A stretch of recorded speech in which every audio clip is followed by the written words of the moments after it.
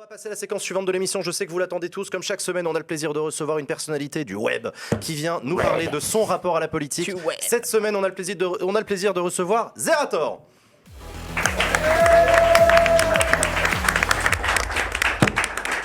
Ah, Salut Zera. j'ai vraiment le sens du timing, vous trouvez pas? C'est hyper bien fait.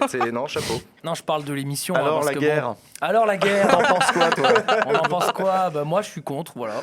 D'accord. Petit streaming, un petit streaming caritatif pour la guerre, là. Ouais, on m'a dit, C'est j'ai eu vrai des mentions. Hein, on Il y a m'a des gens dit, qui sont il y a des gens qui ont pour fait ça. des mentions là-dessus. Comme très souvent dans les grandes crises humanitaires, j'ai reçu des mentions de gens qui disaient alors quand est-ce que t'allumes le live là pour monter Bon voilà, donc c'est pas prévu actuellement. Non, mais actuellement, je pense pas qu'on en soit à l'argent en termes de problématiques. Non, effectivement. Ça fait plaisir que tu aies accepté de venir, Zera, dans cette Pas de émission. Bah, j'étais contraint, c'était un donation goal. Déjà, je t'ai un peu forcé la main. Ce n'est pas du tout Alors, par je t'ai pas plaisir forcé que la je main. viens. C'est vous qui avez forcé la main, parce que c'est C'est vous vrai. qui avez fait des dons, et on avait dit si j'arrive à 100 000 euros, Zera il viendra. Il a dit ok, je viendrai si t'arrives à 100 000. Ouais, je viens, je suis venu, je suis là, voilà. Eh ben merci d'être là, en tout cas ça fait plaisir. Zera, toi je crois que la politique c'est un truc que t'aimes bien. Tu Oui. suis un peu, Ouais, tu suis je l'actu, suis. ça te plaît. Je suis renseigné, mais pas militant, on va dire. Ok, comme beaucoup de gens, mais du coup ça veut dire quoi renseigner pour toi? Bah écoute, je regarde les chaînes d'infos, j'écoute France Info, je lis des infos. Tout ce qui est info, quoi. Tout ce qui est info, quoi. Genre les phrases choc, quoi. D'accord, mais tu suis les campagnes quand elles existent, tu suis les propositions des candidats. Alors, par exemple la présidentielle actuellement c'est un truc que tu suis ou d'assez loin? Non, je suis bien sûr, mais sans être évidemment extrêmement calé dans tous les programmes, bien sûr. Mais non, j'ai toujours assez suivi depuis que je suis à peu près en âge de voter, donc un certain temps maintenant. Et voilà. Donc ouais, renseigné, je dirais. D'accord, ok. Il se trouve que tu as aussi une activité. Est-ce que tu considères que c'est une activité engagée, l'organisation du The Event? Oui, je pense. Il y a une part d'engagement. Oui, je pense quand même. L'organiser une levée d'argent pour une ONG, il y a une part d'engagement. C'est un truc auquel tu es sensible depuis longtemps, ça, les assos? Bah, déjà faire du caritatif, c'est déjà s'engager un petit peu. Ensuite, alors au niveau des assos, moi j'ai baigné dedans parce qu'en fait ma mère a fondé les Restos du Cœur version bébé à Montpellier. Elle a fait partie des premières personnes à faire ça et en fait je l'ai aidé un tout petit peu au départ voilà, pour distribuer des choses, donc je l'ai fait un tout petit peu dans quelques week-ends. C'est là que j'ai fait mes premières armes, on va dire. Ouais. Et ensuite, pour ce qui est de l'engagement personnel, moi, j'ai pas vraiment fait de grandes actions d'engagement personnel caritative avant le The Event. C'était vraiment le coup d'essai. Et c'est aussi parce qu'on aimait ce qui se faisait en Amérique autour de Prevent Cancer Foundation et Médecins sans frontières avec l'AGDQ. Donc Ouais. on s'est dit, c'est une bonne façon de joindre l'utile à l'agréable et voilà. Et tu as déjà eu par le passé des envies d'engagement, ça t'a traversé l'esprit, peut-être au lycée ou à la fac, je sais pas, tu as dû croiser des étudiants engagés, syndiqués ou je sais pas quoi, Ouais, non. Alors, si tu parles de la LMDE et de toutes ces C'est associations un exemple, étudiantes, ouais, ou l'UNEF. non, pour ou les plus l'UNEF, célèbres, ouais. mais- non, pas dans ce cadre-là. Et en termes de caritatif, pas vraiment. Après, plus par manque de temps que d'envie, je dirais. Enfin, je sais pas. En gros, ça s'est jamais retrouvé à ma portée. Donc je dirais que non, c'est jamais vraiment arrivé. Mais par contre, ouais, j'ai connu pas mal de gens qui s'engageaient dans ça. Ok. Usul, t'as une question, je crois? Ouais, il y a deux types d'assauts, typiquement. Je trouve il y a les assos qui vont faire de la solidarité, pallier les manques de l'État, là où, dans un secteur ou un autre, la recherche, le machin, l'aide aux pauvres, l'aide. Voilà. Et puis, il y a les assos qui, elles, vont faire plutôt du militantisme un peu plus politique, qui vont y compris pousser l'État à faire des choses, les contraindre, les surveiller, les tenser quand il le faut. Et une année, vous vous êtes retrouvé avec le Z-Event, tu vois très bien où je veux en venir, Moi, je pense. à soutenir Amnesty International, Ah oui. qui est l'archétype de cet assaut qui, elle, fait pression sur les États avec un projet politique. Alors, Ouais. c'est un projet politique qui est un projet de démocratie, de liberté, Droits de l'homme. de droits de l'homme, etc. C'est-à-dire, c'est Droits un truc humains, qui ils peut emploient, être d'ailleurs. compris comme quelque chose de relativement consensuel. Ceci dit, bon, on voit bien que c'est pas la même chose. Tu l'avais mesuré avant. Comment ça se fait que tu t'es retrouvé avec Amnesty cette année-là? Est-ce que tu l'as payé cher? Est-ce qu'au contraire, ça s'est bien passé? Raconte-nous parce que c'est pas pareil que les autres assos. Tu vois Non, bien c'est qu'il y a- vrai. Ouais. C'est vrai. Alors déjà, on avait fait un mini coup d'essai l'année d'avant puisqu'on avait fait, Médecins sans frontières et il y avait l'histoire de l'Aquarius. oui. Avec la Méditerranée, etc. Et donc là, déjà, il y avait des gens qui nous disaient « Ah, donc vous prenez des associations qui font du trafic de migrants, tout ça Oh là On avait eu là. des commentaires. Donc, on avait tâté, entre guillemets, le terrain des haters sur les crises humanitaires. Et c'était quelque chose qui avait fait assez peu de bruit et qui, en fait, était assez largement marginal. suivi et reconnu voilà, par les gens par les gens de la communauté. Pour Amnesty International, en fait, c'était un peu complexe parce qu'on voulait une association qui était liée aux droits humains et au fait du harcèlement sur Internet, etc. On cherchait des choses comme ça. Et en fait, bon, le problème du The Event, c'est que c'est devenu un petit peu gros. Donc, on cherche des associations capables de gérer des gros budgets, qui sont parfois du coup des grosses machines. Ils savent faire, oui, Amnesty, c'est gros. Ah oui, avec leurs qualités et leurs défauts, puisque bien sûr, qui dit grosse machine dit souvent association qui date, parfois quelques casseroles, etc., qui sont plus ou moins actuelles. En général, on essaie quand même qu'elles soient un petit peu plus lointaines et on essaie de blinder les dossiers. On discute beaucoup avec les assos avant. Et on s'est retrouvé avec Amnesty International parce que le dialogue s'est bien fait en plus avec eux. Évidemment, nous, on a une shortlist avec Dash. On est souvent deux à prendre cette shortlist au départ. On regarde un petit peu ce qu'on veut faire. Mais pour chaque The Event, c'est évidemment hyper dur de décider. Après, tu dis, est-ce qu'on l'a payé cher, etc. C'est vrai qu'à l'annonce, il y a beaucoup de... C'est la seule année où, effectivement, on a eu quelques levées de fourche où des gens se sont dit... Oh non, pas les droits de l'homme. Voilà. Et les droits de l'homme, alors. Pardon. Donc voilà, d'ailleurs, Amnesty International nous disait, faites attention au discours, hein, c'est pas la lutte contre les droits humains, c'est la lutte pour les droits humains. Il nous avait fait un petit peu ce disclaimer pour tous les streamers du The Event, attention à ce qu'il y en ait pas qui disent, ouais, moi aussi, je suis contre les droits humains. Donc voilà. Mais non, je regrette absolument pas. En plus, on avait fait tout un truc sur les discours toxiques en même temps, ce qui avait pu le lier à Internet pour nous. Donc non, je trouve que c'était assez pertinent et c'était un des events qui s'est le mieux passé en plus. Et la suite de ma question, ce sera dans le contexte d'une montée des extrêmes droites en Europe, de la guerre aussi, de la Russie aussi, qui est aussi par exemple un régime qui est particulièrement pas très scrupuleux sur ces questions de droits de l'homme, etc. Ça a peut-être d'autant plus de sens de le refaire aujourd'hui. Est-ce que c'est un truc que tu referais dans les années suivantes? Amnesty, ça reste dans la shortlist ou c'est bon, c'est fait? Ou est-ce qu'au contraire, c'est peut-être le moment? Alors c'est une question difficile évidemment, c'est une question qu'on se pose même nous chaque année et on avait même hésité à refaire l'Institut Pasteur en fait cette année. On n'a pas choisi l'Institut Pasteur, on a fait Action contre la faim au dernier The Event, mais on s'est demandé si on referait pas l'Institut Pasteur parce qu'on trouvait ça hyper pertinent en plus d'avoir l'après-Covid. Ah non, Institut Pasteur. On se disait, voilà, est-ce qu'on refait des assos? Et la première fois qu'on s'est posé la question, c'était pour Pasteur en 2021. On s'est dit, est-ce qu'on peut le refaire? En plus, ils n'avaient pas trouvé de vaccin de leur côté. On voulait savoir où ça en était, comment ils géraient le truc. Et finalement, on s'est dit, bon, pour l'instant, il y a quand même trop d'assos pour qu'on puisse revenir. Donc pour l'instant, on n'a pas trop envie de revenir sur certaines assos. Mais... je peux pas dire qu'on le fera jamais. Voilà. En plus, il y a des assos avec lesquels on s'est tellement bien entendu, donc c'est difficile de dire non, ça c'est fait, on le fera plus jamais. Donc voilà. C'est vrai que ça a un truc de savoureux de voir Macron saluer un truc où les rapports d'Amnesty critiquaient Macron. On va en parler après, justement de ça, mais Léa d'abord.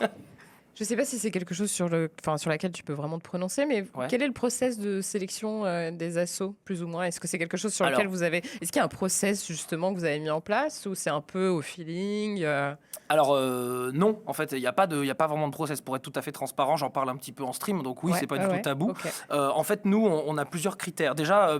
en général, c'est Dash, donc le fondateur de The Event avec moi, on est deux à faire la première shortlist. Et ensuite, quand on se fait une shortlist d'une dizaine d'assos, on va voir nos proches, les gens qui travaillent avec nous pour savoir eux ce qu'ils en pensent, pour faire nos derniers choix. Si on n'arrive pas à se mettre un sujet d'unanimité tous les deux, ce qui est rarement le cas, enfin en gros, on se dit tous les deux, j'aimerais bien faire ça, ça ou ça, etc. Mais en gros, nous, les critères sine qua non, c'est qu'on veut que ce soit une grosse asso. Parce que justement, pour gérer des gros budgets, aujourd'hui, The Event, ça lève plus de 10 millions d'euros. Donc, c'est difficile de donner 10 millions d'euros à une asso locale qui gère des budgets de 10 000, 100 000, parfois 200, 300 000 euros par an. C'est compliqué d'arriver avec 10 millions. Aussi, quoi. Voilà, donc c'est compliqué. Ça, c'est la première chose. Ensuite, on veut qu'elle ait pignon sur rue dans son domaine d'activité. Donc, donc voilà, on a pris des assos qui, en général, faisaient ça. On veut quelque chose qui est ONG et qui est reconnu d'utilité publique, notamment pour la défiscalisation des dons, parce que ça aide aussi à faire une grande collecte, mais aussi parce qu'il y a une certaine preuve, j'ai envie de dire, que c'est reconnu par l'État. Légitimité, en quelque sorte. Légitimité. Qu'est-ce qu'on a d'autre? On a l'ancienneté, bien sûr, l'ancienneté de l'association. Et après, alors avant, j'aurais dit le contexte, mais aujourd'hui, c'est plus vraiment le cas. Aujourd'hui, en fait, les 4 critères sont tellement bloquants, sont tellement difficiles que c'est difficile d'en plus choisir un contexte. Et aussi peut-être l'implantation territoriale, internationale, nationale, parce que pas forcément. Ça pas forcément. Alors, peu, c'est vrai qu'on va plutôt chercher des associations qui ont beaucoup de bénéficiaires, peut-être, pour avoir... Non, pas forcément, mais j'allais dire qu'ils sont connus aussi. Qui connues en France et pas forcément très actives qu'en France. Je prends l'exemple même de la Croix-Rouge, même de Médecins sans frontières, Amnesty, etc. Amnesty, enfin tout en fait. Elles sont actives en France, en réalité. Non, mais bien sûr. Mais je veux dire pas que. je veux dire pas que, c'est pas comme si on prenait les Restos du Cœur où c'est vraiment très ciblé français.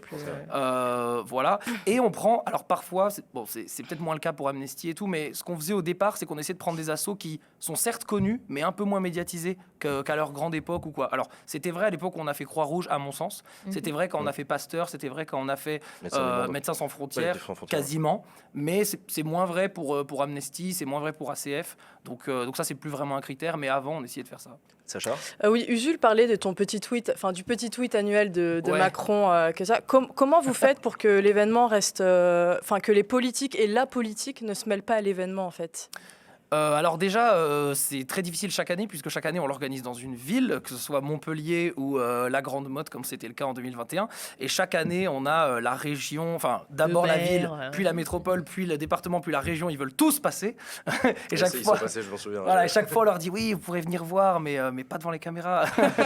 Parfois, ils nous disent si vous voulez, on peut mettre un petit PLV derrière là avec la ville et tout. Si on vous donne la salle, machin, on dit non, on préfère la louer, ça ira. On paiera la salle, c'est tranquille et tout. Donc déjà, on évite ça. Et ensuite, la récupération politique, je pense qu'on l'évitera jamais. Alors pour l'instant, il n'y a que, entre gros guillemets, le président de la République qui ne fait des tweets dessus, parce que je pense que la communication... il y a eu Mélenchon, je crois. Oh, je crois il a félicité. Oui, il a félicité après coup. Bon, en tout cas, on a eu tous les ans Emmanuel Macron, sauf l'année où on a fait Médecins sans frontières avec l'Aquarius. La première année où il a fait le tweet, c'était à la Croix-Rouge, parce qu'il était en sortie de campagne, donc je pense que c'était l'idéal. On l'a pas eu pour Médecins sans frontières, et on l'a eu les 2 autres années pour Pasteur et Amnesty. Et ACF, je crois, on l'a eu aussi. Enfin, j'avoue, mais c'est plus du tout, c'est plus du tout un objectif. Ça l'était pas. En fait, la première année, c'était chouette parce que forcément, ça légitime l'événement, et nous, on se dit, on est reconnu par la plus grande puissance du pays et par une figure importante, mais honnêtement, c'est pas du tout quelque chose qu'on va chercher. Maintenant, ça nous fait sourire. On se dit, il l'a encore fait. Alors que on se doute même qu'il connaît pas l'existence de l'événement. En fait, on se dit, voilà, il y a un CM quelque part qui nous connaît, qui fait le tweet. Mais c'est vrai que ça peut être aussi en contradiction par rapport à l'action de l'ONG. Tu vois, moi, par exemple, j'avais fait un partenariat avec Amnesty. On parlait de la vente d'armes par la France et notamment de la question du Yémen. Autant te dire que Macron, on l'a pas loupé, tu vois. Donc, bien sûr. Tu te dis, de toute façon, quand on reçoit un tweet d'Emmanuel Macron pour moi, c'est pas Emmanuel Macron qui tweet, c'est plus de dire, c'est plus lui en tant que figure représentative de la France, c'est pas lui personnellement, parce que effectivement, quand on a fait Amnesty, il a quand même fait le tweet, et je me disais, tiens, est-ce qu'il le fera cette année ? On se posait tous la question, on se disait peut-être qu'il le fera pas et tout, et finalement il l'a fait. Donc je suis d'accord, c'est vrai que c'est même pour lui c'est un peu contradictoire, mais j'ai l'impression que pour l'instant, là, il est dans une forme où il est quasiment obligé, parce que ça devient tellement quelque chose de gros. Une ampleur de mais c'est ça, parce que toi, en plus, il se trouve que tu fais partie des pionniers en France, des premières générations sur Twitch. Tu as connu le moment où c'était connu que par les passionnés de jeux vidéo. Tu as vu l'évolution de la plateforme, tu as vu l'évolution, y compris du coup de la perception par le grand public, les grands médias qui se passionnent maintenant pour ce qu'on fait, qui écrivent des articles tous les 2 jours sur Twitch, etc. Non, mais tu vois, ça te fait marrer. Je veux savoir, tu le vis comment, toi, ça, ce changement d'échelle la mainstreamisation on va dire ça comme ça, de Twitch. Ouais, effectivement. Déjà, il faut savoir que ça s'est énormément accéléré avec le confinement. Ça, je pense que tous les gens qui étaient sur Twitch pré-confinement l'ont vu. C'est-à-dire qu'on a vraiment eu quasiment un x2 de toute la plateforme, alors que Twitch, c'est à peu près 20 à 30% de croissance par an, hors Covid, quoi. Mais c'est vrai que là, avec l'année et demie de Covid complète, on a eu des audiences qui ont doublé, plein de gens qui sont arrivés sur Twitch qui connaissaient pas la plateforme, plein de gens qui ont ouvert leur chaîne, des sportifs, des médias, vraiment toutes sortes de personnes, des artistes musicaux, Daft Punk, n'est-ce pas? Daft Punk, encore il y a moins de 3 jours, qu'on embrasse, ils nous regardent, les Bangalter, salut, bien sûr salut à vous les frères. Et voilà, donc... comment je le vis ? En fait, c'est à la fois des choses positives et des choses négatives qui arrivent en même temps. C'est-à-dire que la mainstreamisation fait qu'il y a des gens qui arrivent avec leurs gros sabots et qui veulent que ce soit comme eux. Ils ont connu le monde des médias et de YouTube, etc. Et les anciens qui, forcément, eux, ont avancé avec le début de la plateforme. Au début, c'était une plateforme de passionnés et qui était à la limite de la monétisation. La plupart des gens gagnaient même pas leur vie avec. Et aujourd'hui, il y a des gens qui se mettent sur Twitch uniquement pour en faire leur métier. Donc, c'est très différent. Moi, j'ai fait 2 ans de streaming sans gagner un seul euro. Donc, et je pensais même pas en faire mon métier. Donc c'est vraiment quelque chose de très différent. Aujourd'hui, les gens qui se mettent au streaming, ils savent déjà qu'il y aura le côté monétisation derrière. Et c'est pas un problème, juste c'est un changement. C'est un changement par rapport à avant. Le métier est différent et je pense qu'on a tous évolué. Ma question, elle était davantage sur la perception, notamment par les médias et les politiques et en fait tous ces gens-là qui sont extérieurs à la plateforme. Tu penses qu'ils continuent à avoir un regard un peu condescendant ou est-ce que tu penses que ça change ? Je dirais que c'est uniquement un conflit générationnel pour moi. C'est-à-dire que si tu as quelqu'un dans un grand média ou dans même un parti politique qui aura une vingtaine, trentaine, quarantaine d'années et qui s'intéressera au truc, ce sera traité avec respect. Et en fait, si c'est traité par quelqu'un qui s'en fout ou qui n'a pas connu le truc et veut s'y intégrer, ce sera en général mal fait. Et on a vu des deux sur Twitch. Donc pour moi, c'est soit un conflit générationnel, soit un conflit de passionnés quoi, et d'intérêts purement récupérateurs. Usuel. Ouais, le The Event, c'est devenu ce qu'on pourrait appeler une institution, un petit peu comme les enfoirés. Il y a cet effet, les jeunes ont envie d'y être pour montrer qu'ils ont réussi, faut y être, et les vieux ont envie d'y rester pour montrer qu'ils ne sont pas devenus ringards. Il y a vraiment ce truc-là, quoi. Et toi, ça te confère du coup un espèce de rôle de chef de communauté. C'est un rôle politique. C'est-à-dire tu peux accueillir, exclure, etc. Tu le conçois comme un rôle politique structurant dans la communauté francophone de Twitch? Alors, je te remercie de poser la question. Mais c'est même pas ironique, c'est une sacrée question. Alors, c'est pour moi l'un des points les plus négatifs du The Event.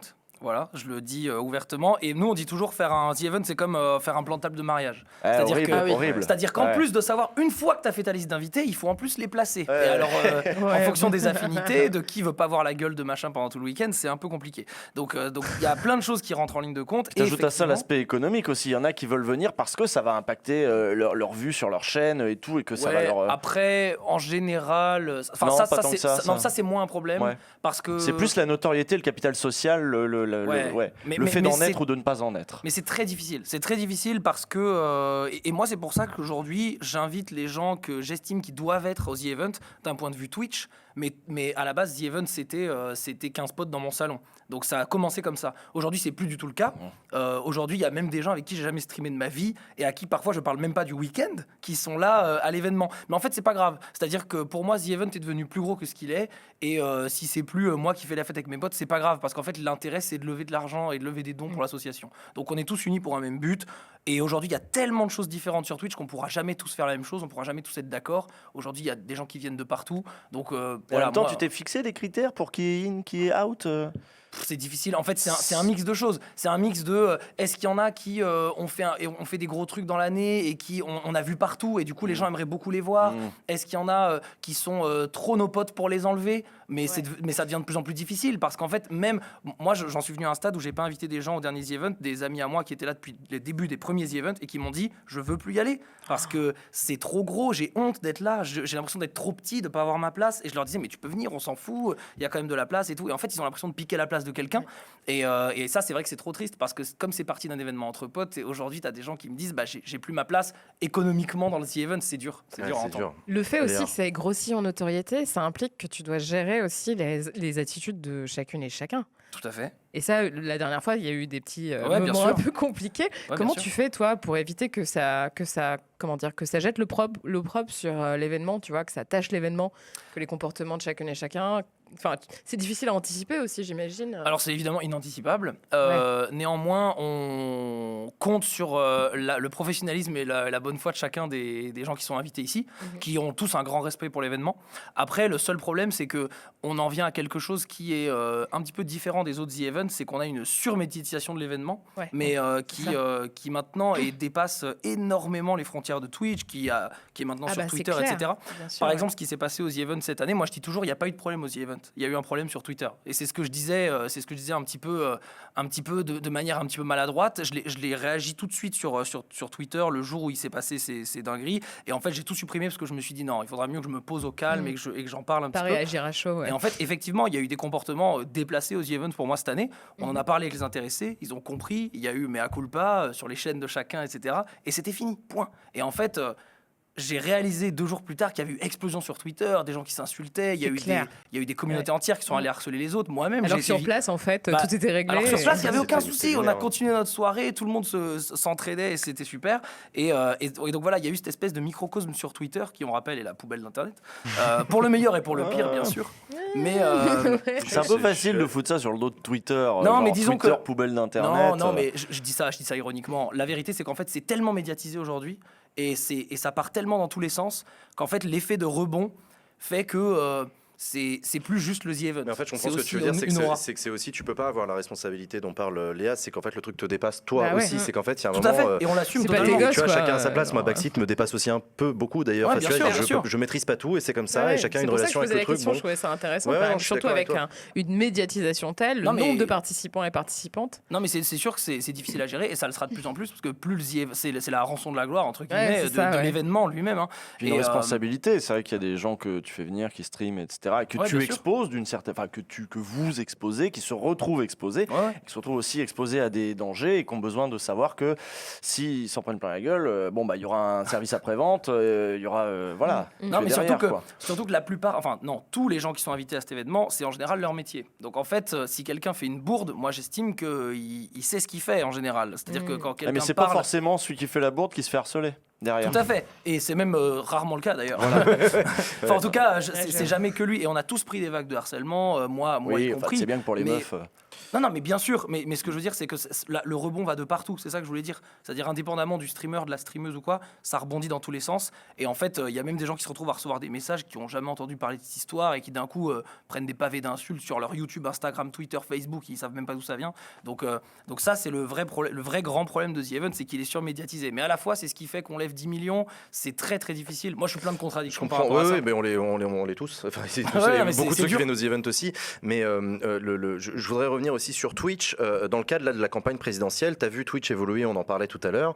Maintenant, ça y est, la politique est sur Twitch. Backseat en est un des exemples, une des manières de parler de politique. D'autres personnes comme Usul ou comme d'autres utilisent des chaînes Twitch pour parler de politique en donnant des opinions, en faisant des tribunes. Mais ça y est, maintenant, même les politiques eux-mêmes s'y mettent. Jean-Luc Mélenchon a commencé à sérieusement investir la plateforme. Yannick Jadot a lancé sa chaîne. Les Jeunes avec Macron, j'ai vu ça cette semaine aussi, ont lancé leur chaîne. Et ils font un petit talk show, etc. entre eux, plutôt pas mal fait. Enfin, tu vois, bon, voilà, ça y est. Comment est-ce que tu vois l'évolution de cette plateforme aussi de ce point de vue-là ? Est-ce que c'est une crainte pour toi que le politique vienne salir la plateforme et sa sincérité et son authenticité ? Salir. Parce que j'utilise ce mot parce que beaucoup de gens l'ont utilisé quand ils ont vu les politiques arriver. J'ai beaucoup de gens non, vous allez salir notre belle plage. En fait, on était bien sur cette plage. C'est comme les surfeurs qui sont contents, ils ont leur vague. Et puis là, t'as des quarts de touristes qui arrivent. Tu vois, t'es en mode ça y est, vous l'avez baisé. Tu vois ce que je veux dire ? Tu vois, non, mais la question est légitime et on en a même parlé off-live certaines fois. En réalité, j'étais comme ça. Honnêtement, j'ai vraiment le. C'est parce qu'on en a parlé que je pose la question. Non, mais j'ai la sincérité de le dire. Moi, j'ai été le vieux con qui disait il faut qu'il n'y ait rien sur Twitch autre que des passionnés qui streament du gaming. Mais en fait, ce combat, il est perdu. Et il est perdu. C'est-à-dire que moi, j'estimais que c'était quelque chose d'agréable d'avoir un endroit avec une niche de passionnés qui sont là pour partager leur passion. Mais aujourd'hui, Twitch n'est plus ça. Et donc, en fait, ça sert à rien de crier haut et fort non-stop qu'il faut que Twitch revienne comme avant, parce qu'en plus, même moi, j'ai évolué avec ça et je me suis un petit peu adapté à tout ça. Donc aujourd'hui, il faut réussir à composer avec ce qui arrive sur la plateforme. Donc est-ce que la politique a sa place sur Twitch ? J'imagine que oui, c'est du talk. On parle tous les jours, donc j'imagine qu'on fait tous de la politique. Donc pourquoi les candidats n'en feraient pas ? En fait, c'est un peu qui on serait pour dire tel discours a pas sa place. Si pour moi ça respecte les CJU de Twitch, ça a sa place. Ouais, je comprends. C'est un peu ça. C'est un peu nul comme réponse parce que c'est très vague. Non, c'est pas nul. En fait, on peut pas juger. Oui, c'est ça. En fait, ça sert à rien d'être un vieux conservateur. Ouais, je pense qu'il faut réussir à avancer avec son temps et après pas à n'importe quel prix non plus. Et moi pour le coup, tout n'est pas parmi. Non, je suis désolé. Il y a des limites. C'est pas ce que tu dis. Mais tu vois, c'est pour ça que je continue de faire par exemple du gaming. C'est pour ça que la plupart de 99% du contenu que je fais est lié à du jeu vidéo. Donc oui, il s'agit pas de suivre la vague pour suivre la vague. Tu vas pas faire la politique. On sacrifie pas tous notre contenu pour d'un coup s'aligner sur ce qui arrive sur Twitch. Donc je pense que les deux ont leur place. Alors qu'à l'époque c'était peut-être moins le cas. Non, mais ce que je veux dire, c'est qu'il y a aussi des tentations. C'est ce qu'on a vu notamment sur le Twitch US après ce qui s'est passé avec les QAnon, etc. Où c'est vrai que Twitch a été pris par beaucoup de fachos qui ont fait de cette plateforme une vague d'expression un peu anti-système, un truc comme a été le early internet de l'extrême droite en France pour le coup. Et du coup, c'est là que moi aussi, c'est le moment où je mettrais des limites en disant évidemment que tout le monde est le bienvenu sur la plateforme. Moi, je suis personne pour autoriser ou interdire. Mais pour autant, si, ça peut me faire chier si des gens se mettent à utiliser cette plateforme que j'aime et avec laquelle je travaille depuis des années pour en faire quelque chose qui va à l'inverse de ce pourquoi moi j'essaie d'en faire. Après, il y a des règles, les appels à la haine. Ouais, c'est ça, voilà. Pour moi, tant que ça respecte encore une fois les discours des CGU, tu vois. Après, c'est toujours pareil, c'est-à-dire où est la limite? Et c'est hyper contextuel. Il y a plein de moments où n'importe quel discours politique sur Twitch, tu te diras ah ben ça pourquoi pas. Et puis en fait d'autres tu te diras non ça va pas sa place. Je suis même pas sûr d'avoir envie de laisser à Twitch la responsabilité de gérer. Ouais, ça c'est compliqué aussi. Twitch, mais c'est pas eux de dire. Est-ce qu'une entreprise privée doit gérer les discours de chacun basés aux États-Unis, etc. Ça c'est vrai que c'est un autre problème encore. Sacha. Est-ce que tu parles politique un peu parfois avec ton chat? Est-ce que c'est quelque chose que tu pourrais envisager de faire sur Twitch, de la politique, toi ou pas? Je pense pas. Pour la simple et bonne raison que moi les gens me connaissent pour être quelqu'un qui produit du divertissement. Et c'est tout. En fait, c'est la seule raison. C'est-à-dire, c'est pas parce que j'estime qu'un avis vaut plus qu'un autre ou moins qu'un autre. C'est juste que moi, les gens viennent me voir pour du divertissement. Tant que ce sera ma ligne éditoriale, en fait, j'en ferai pas. Après, si demain, je me mets à faire des talks, etc., pourquoi pas y inclure de la politique. Mais actuellement, c'est jeux vidéo et divertissement. Bon, donc pour moi, ça n'a pas encore... En tout cas, ça n'a pas sa place pour l'instant dans ce que je fais. On a reçu des streamers avant qui nous disaient qu'ils ne se sentaient pas légitimes à parler de politique. Est-ce que toi, tu te sens légitime à le faire devant une communauté, avec ton chat Qu'est-ce qu'il faut pour être légitime en politique? À mon sens, on est légitime si on est citoyen, il me semble. Enfin, il me semble que c'est ça la politique. Je déconne pas, Zera, t'es peut-être le premier à dire ça. Oui, non, c'est vrai. Vraiment, tu les connais tous, tous ceux qu'on a reçus. C'est peut-être naïf. Non, au contraire, je pense que tu es. C'est d'ailleurs pour ça que la première question que je t'ai posée, c'est toi, je pense que tu es plus intéressé par la politique que beaucoup des potes qu'on a reçus. Mais ça, c'est l'effet chef d'entreprise. Tu penses? Ouais, ils se sentent toujours légitimes, les chefs d'entreprise. Non, j'ai pas dit que je l'étais. C'est sociologique. J'ai dit qui ne l'est pas. Non, qui ne l'est pas. Ouais, pour moi, si t'es citoyen, tu es légitime pour parler. Non, mais oui, t'as raison. Pour moi, c'est ça l'histoire. Donc, non, après, le problème, c'est ta légitimité en tant qu'influenceur politique. Et là, pour moi, c'est un petit peu différent. C'est-à-dire, par exemple, ce que tu fais, Jean, moi, c'est un truc que j'estime que j'aurais pas la légitimité de le faire. Il me faudrait plus de bagages. Pour des raisons de connaissance et de formation. Oui, ouais, d'accord, ok, oui. Connaissance et formation, c'est pas une histoire. Mais tu sais ce que je fais, moi, c'est juste de parler de ce que je connais. Enfin, tu vois, au fond, je suis pas un prof, je suis pas. Oui, mais t'as un bagage. Oui, je suis d'accord avec toi. C'est différent, tu vois.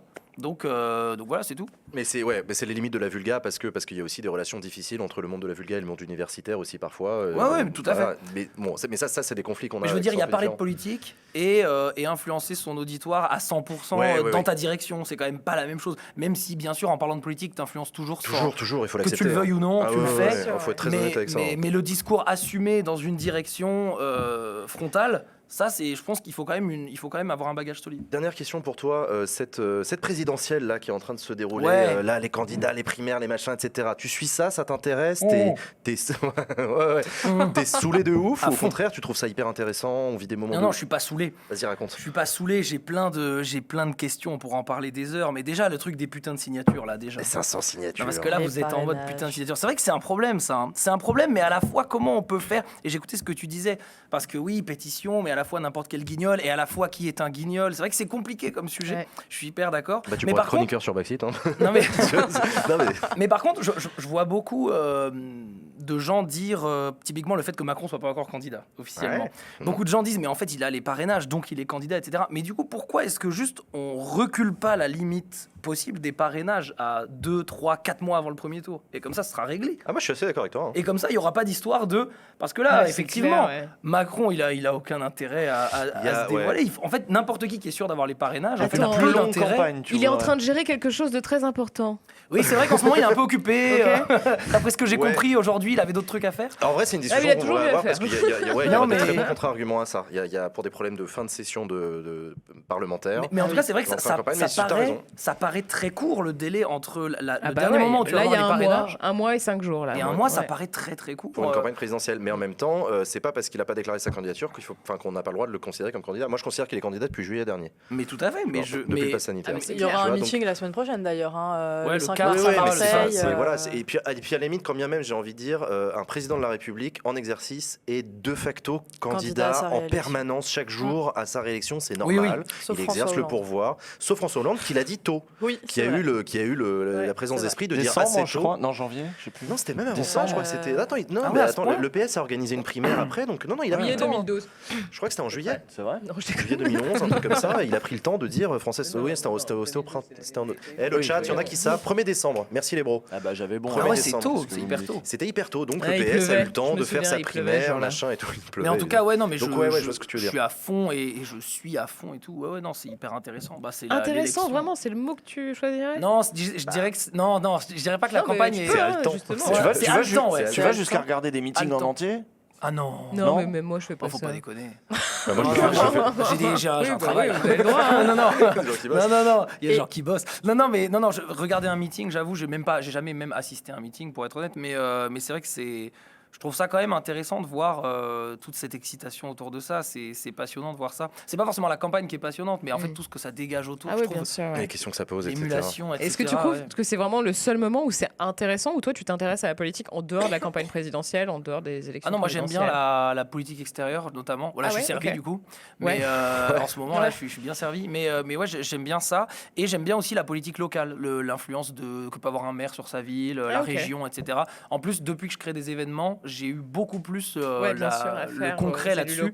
Sur parfois, faut pas demander à la ville, faut demander au département. Parfois, faut demander à la région. Là, c'est la métropole qui gère cette salle, mais il faut demander à la région le budget. Il faut réseauter. Tu commences à être invité au petit four et tout. Je suis invité. On y va peu, mais on est beaucoup invité à Montpellier.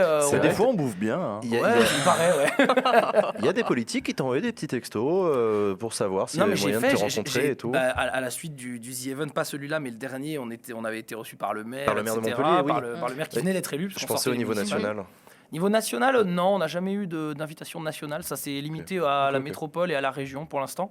J'ai rencontré une fois la présidente de région, Carole Delga, et j'ai rencontré une fois le maire de Montpellier. Voilà, c'était plus parce que j'étais curieux. Je voulais savoir. Ça va, t'en abuses pas du coup. J'en ai pas abusé. De toute façon, c'est Dash qui prend le numéro de téléphone. Moi, je fais du streaming. C'est lui qui va bouffer des petits fours. C'est lui qui contrôle la ville. Moi, on t'embrasse, Dash, évidemment, de là où t'es avec tes petits fours. Voilà. Ok, on va passer à la séquence suivante de l'émission, les amis. Tu vas rester.